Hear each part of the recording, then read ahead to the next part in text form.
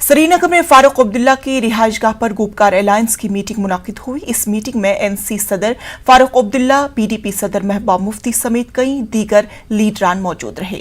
Meeting के बाद press conference से खिताब करते हुए अलायंस के तर्जुमान मोहम्मद यूसुफ तारेगामी ने कहा कि खामोशी इख्तियार करने को कश्मीर में हालात मामूल पर लौटने से ताबीर किया जा रहा है।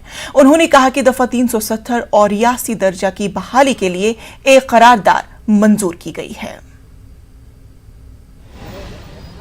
हमारे जो भी यहाँ शहरी हैं वो बसेहत सलामत रहे और कोविड से बचते रहे।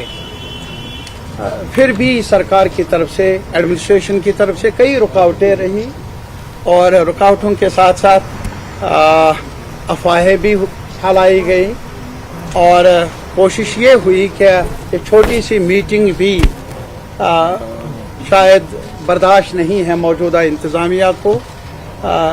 न मालूम क्यों क्या हम जो कहने वाले हैं या जो कुछ आज तक हम कहते आए हैं वो कुछ और नहीं, वही हम मांग रहे हैं जो आईनी पोजीशन हासिल रही जम्मू कश्मीर लद्दाख को 4 अगस्त 2019 तक उसको बहाल किया जाए और ये आईनी हक है हमारा।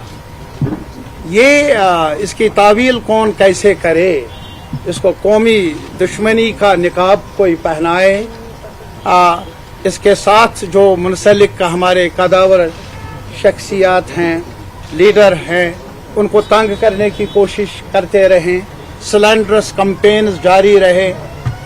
शायद आज तक हुआ नहीं ऐसा क्या अवाम की आवाज़ को रोका गया, अवाम की आवाज़ को आगे बढ़ने में रुकावटें। यस, वो ऐसा हो सकता है, लेकिन रुकावटों को बरकरार रखना हमेशा के लिए वो नामुमकिन है तारीखी तौर पर। आपकी वसातत से हम पूरे मुल्क के आवाम से, सिविल सोसाइटी से, मीडिया से, पॉलिटिकल पार्टीज से, हर सब के लोगों से ये अपील करना चाहते हैं, हम हक मांगते हैं